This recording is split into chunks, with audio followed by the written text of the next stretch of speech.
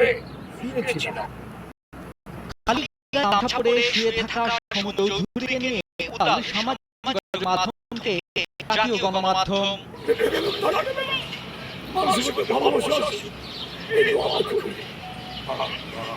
কেউ কেউ কয়েক কাঠি স্বরে বরেণ্য অভিনেতা সমু চৌধুরীকে মানসিক ভারসাম্যহীন বলেও প্রচার করতে থাকেন। এতে কিছুটা বিরক্ত ৯০ দশকের জনপ্রিয় এই অভিনেতা।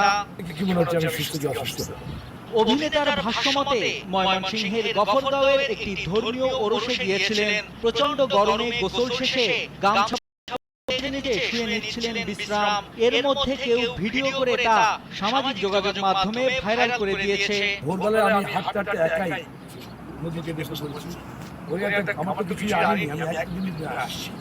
আমার যখন বললাম যে ভালো লাগছে আমার সব সময় চলে গেছে, আমি একাই ওইদিকে থেকে গেছি। তারপরে আমার গামছা দিয়েছি, আমি স্নান করে ওটা পরে ফিরেছিলাম। কি যেন কি হতে পারে যা হয় ভাই, আজকাল তো সবার হাতে ক্যামেরা রয়েছে, সবাই করছে। বলে ওটা তুলে নিয়ে আমার বন্ধু বান্ধব, আমার শিল্পী, বন্ধু বান্ধব, আমার ফ্যামিলি সবাই আপনারা জানেন। তারপরে সবাই মিলে আমাদের যে সমু নাই, সমু চৌধুরীর শুয়ে থাকার ভিডিও নিয়ে তাকে মানসিক ভারসাম্যহীন দাবি করতে থাকেন নেটিজেনরা। কেউ তার সাহায্য কামনা করতে থাকেন। পরিবারের কাছে ফেরত পাঠাতে ব্যাকুল হয়ে পড়েন কেউ কেউ।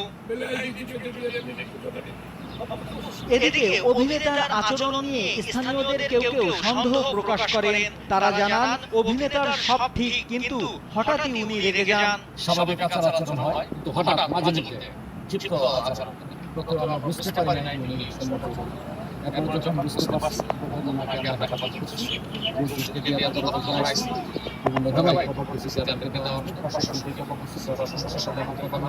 অন্যদিকে ভাইরাল ভিডিওর সূত্র ধরে অভিনেতাকে উদ্ধার করতে যায় পুলিশ। আইন শৃঙ্খলা বাহিনী বলছে তিনি কিছুটা অসুস্থ ছিলেন।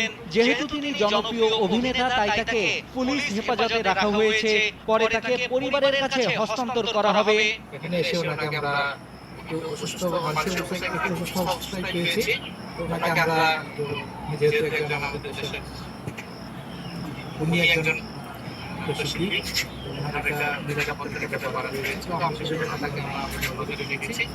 পরিবারের লোকজনের কাছে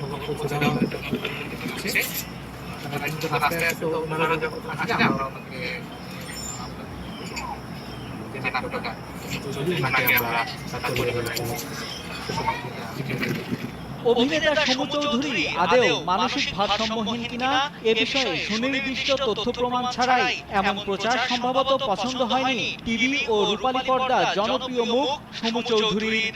মানুষের মাঝে পেয়েছি যে পানি পাইয়ে রেখেছি গান, মানুষের মাঝে ঢেলে দিয়ে যাব মানুষের। নাইমুল হাসিব, কালবেলা।